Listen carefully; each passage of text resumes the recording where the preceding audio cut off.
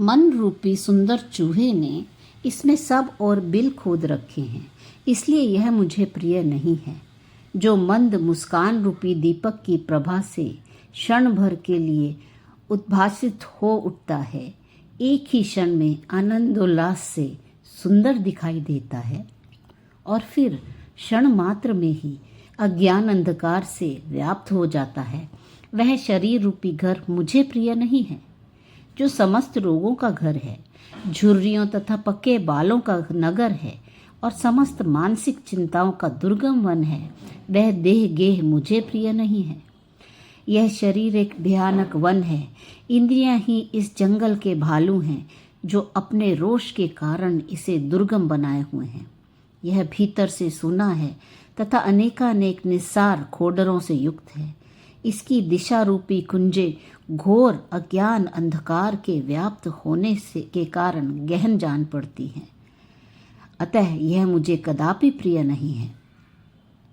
यहाँ धन, संपत्ति, राज्य, शरीर, नाना प्रकार की चेष्टाओं और मनोरथों से क्या लेना देना है, क्योंकि काल कुछ ही दिनों में इन सबको अपना ग्रास बना लेता है।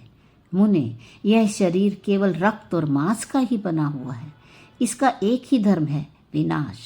फिर इससे बाहरी और भीतरी स्वरूप पर विचार करके बताइए, इसमें कौन सी रमणीयता है। तात, जो शरीर मरने के समय जीव का अनुसरण नहीं करते, उसका साथ छोड़ देते हैं, वे कितने बड़े कृतघ्न हैं। फिर आप ही कहिए, उन पर बुद्धिमान पुरुषों की क्या आस्था हो सकती है।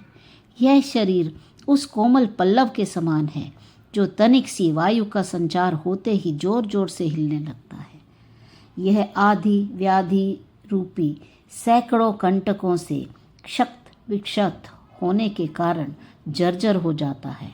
इसका स्वभाव शुद्र है तथा यह कड़वा और नीरस है, अतएव मुझे प्रिय नहीं है।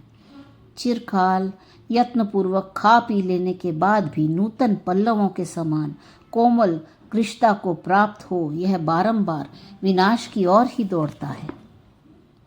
दीर्घ काल तक लोगों पर अपना प्रभुत्व स्थापित करके धन संपत्ति का सेवन करने के बाद भी न तो यह ऊंचे उठता है और न स्थिरता को ही प्राप्त होता है। फिर इस शरीर का किस लिए पालन किया जाता है। कोई भोग वैभव से संपन्न हो या दरिद्र, दोनों का शरीर समान ही होता है।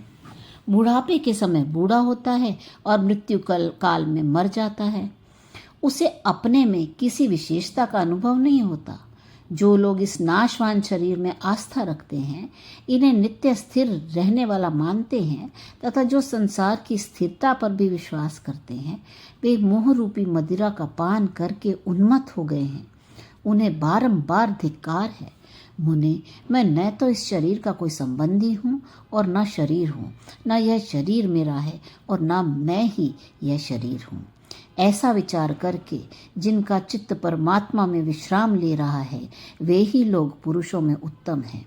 जो मान और अपमान से वृद्धि को प्राप्त हुई है और प्रचुर लाभ से मनोरम प्रतीत होती है, वे दोषपूर्ण दृष्टियाँ केवल शरीर में नित्योत्सव का विश्वास रखने वाले मनुष्य को नष्ट कर देती हैं। जो शरीर रूपी गड्ढे में सोती है और अहंकार का चमत्कार पूर्ण कार्य है, उस मनोहर अंग वाली पिशाची ने छल से हमारा सर्वस्व हर लिया है।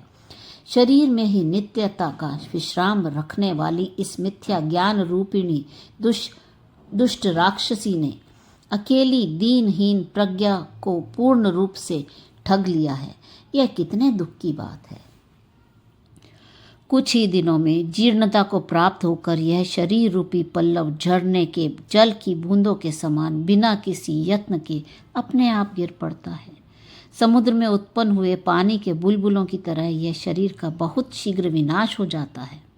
ब्रह्मन, यह शरीर मिथ्याभूत अज्ञान का विकार है और स्वप्न रूपी भ्रांतियों का भंडार है। इसका विनाश बहुत स्पष्ट दिखाई देता है, इसलिए इसमें मेरा क्षण भर के लिए भी विश्वास नहीं है।